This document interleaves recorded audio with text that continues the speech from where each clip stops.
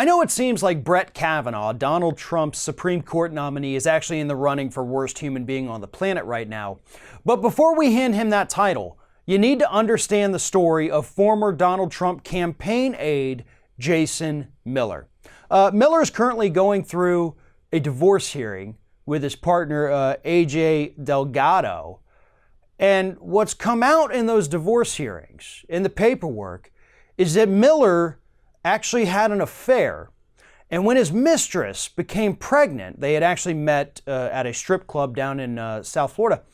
When she became pregnant, he unknowingly slipped her an abortion-inducing drug in a smoothie that almost killed her, almost put her in a coma, left her in the hospital for several days, just because he didn't want to have to deal with his other wife, or his wife, I should say, finding out that he got his mistress pregnant.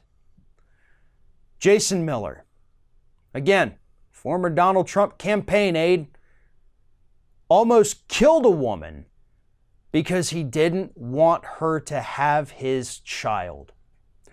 Now, I thought Republicans were totally 100% against abortion.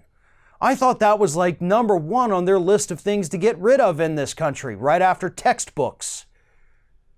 And here we have a guy who was heavily involved in Republican politics, involved with the Trump campaign, worked at a Republican consultancy agency, and he slipped his mistress an abortion-inducing drug that almost killed her.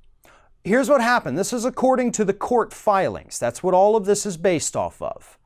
He went over to her house early one morning and he brought her a smoothie, which she drank. She thought he was just being nice, like, oh, hey, good morning, here's a smoothie. She didn't know that the smoothie had chopped up in it this abortion-inducing drug. She drinks it. Little while later, falls severely ill. She does end up having a miscarriage as a result of this. Ends up in the hospital for at least 2 days. Almost went into a coma. Doctor says she's lucky to pull out of this. And this is what the Republican Party is today, folks. They don't actually care if we outlaw abortion. They're not actually concerned about overturning Roe versus Wade because they're an anti-abortion party. What they are is a party that wants you to think that they're anti-abortion.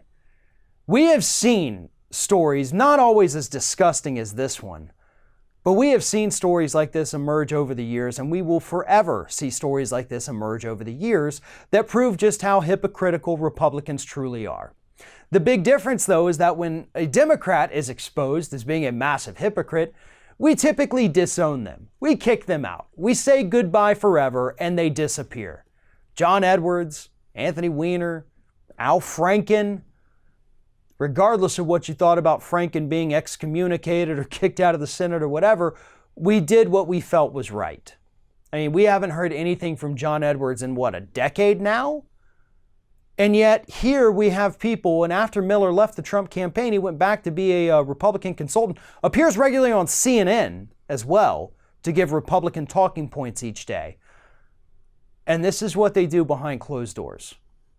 This is the kind of people they are. These are the people that make up the real heart of the Republican Party. It's not the voters. It's the disgusting people like Miller who help influence policy and influence politicians. And this is the kind of stuff they do when they think nobody's looking.